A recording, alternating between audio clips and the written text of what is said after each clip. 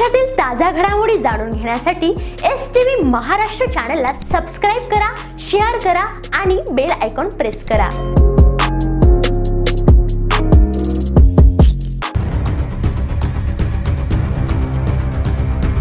मेथी येथे खदानी विरोधातील आमरण उपोषणात आत्मदहनाचा प्रयत्न, पोलिसांनी तात्काळ हस्तक्षेप करून प्रयत्न हाणून पाडला।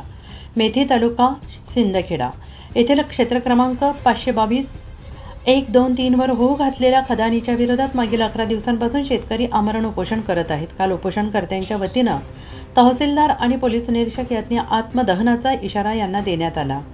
या अनुषंगाने आज शुक्रवारी सकाळी 8 वाजता उपोषणस्थळी भरत धोबी, जगदीश गोसावी, खुमान सिंग गिरासे आणि प्रेमसिंग गिरासे यांनी आत्मदहनाचा प्रयत्न केला। मात्र घटनास्थळी पोलिसांचा मोठा फौजफाटा तैनात असल्याने हा प्रयत्न अयशस्वी झाला।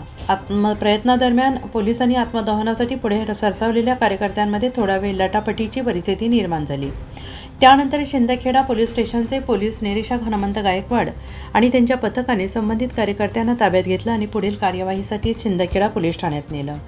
यावेळी आत्मदहनस्थळी पोलीस पाटील नामदेव वैसानी यांच्यासह ठाकरे गटाचे शिवसेना जिल्हाप्रमुख शानाभाऊ सोनवणे, योगेश पाटील, बन्सीलाल सोनवणे, भाईदास धोबी, योगेंद्र गिरासे, गोपाल गिरासे, श्रीराम धोबी तसेच उपोषणकर्ते शेतकरी मोठ्या संख्येनं उपस्थित होते।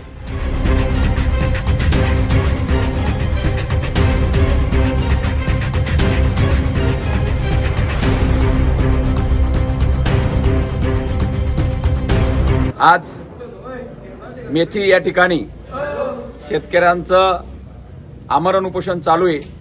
त्या ठिकाणची जी खदान आहे ती खदान बंद झाली पाहिजे, कारण त्या खदानमुळे शेतकऱ्यांचं जे विहिरीचं पाणी आहे ते गायब होणार, ते जाणार आहे। विहिरींना पाणी राहणार नाही, शेतकरी परत दुष्काळात जाईल आणि जेमतेम आता त्या मेथी गावामध्ये परिसरामध्ये विहिरींना चांगलं पाणी येतं म्हणून शेतकरी गेल्या 11 दिवसापासून आमरण उपोषणाला बसलेत, आंदोलन करताय।